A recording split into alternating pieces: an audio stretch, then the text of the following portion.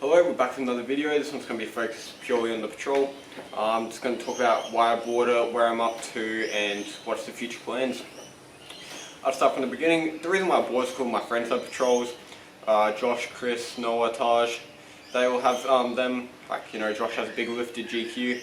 I've been in his Navarro and we went to Ormo once, and then most recently the other night we went in his GQ up Ormo in the rain at night time, which was a bit of fun, a bit sketchy.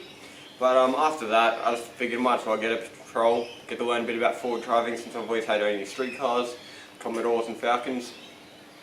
So then I started looking for it, just talking to some mates. I got my dad to ask around, see if he knows anyone with any off the market.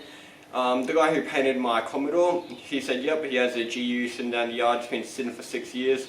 So I rushed over because he's only about 10 minutes away to go check it out. It's pretty rusty, it's TB45 petrol.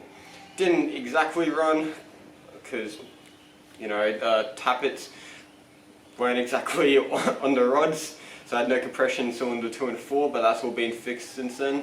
And now it idles smoothly, still can't get it to rev past 2000, but that's coming still. Yeah, so I paid $2 grand for it with rust. And yeah, so far it's been chopped into a cab. I will show you photos of that in a second. The parts I've bought for it so far is just really turbo manifold, and also got a screamer pipe, paid $100 for that. And I have a Garrett 3576, which is a factory turbo of the FG XR6 turbo, which I'm stealing from my mate James for $300, $350, somewhere around that, can't exactly remember. So I'll get that Wednesday and today's Monday, so yeah, I've got the turbo on the way, but that won't be happening straight away. Got to get the rear firewall fabbed up, so it's getting sent off to my mate's workshop probably next week. All the steel's been ordered. Yeah, so it should be done before Christmas time. That's the goal. What I've decided to do is strip it all the way back to bare metal and primer fill it over. Last night I was sanding it, and where the heat's gone to it, or the clear's lifted, and you just can't sand it evenly, and there's always going to be ripples, because when you're trying to use a sanding block, when it's really higher and lower in different spots, it's not going to be very nice.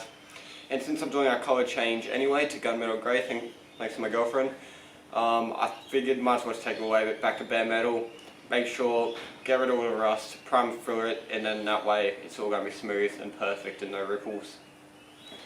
So yeah, I'll show you where I'm up to so far.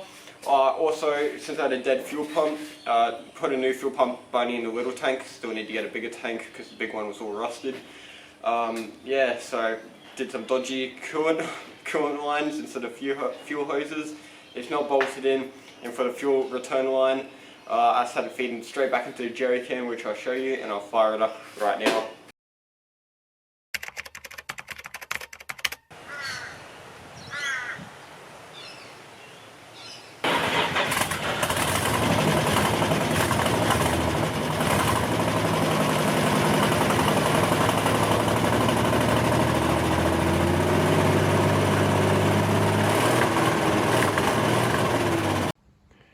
So yep, just primer filled it, got rid of all the differences between the sun.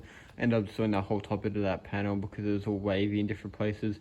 I just took it down very low, primer filled it up. You look down it, it's no wrinkles, no ripples, just straight as anything.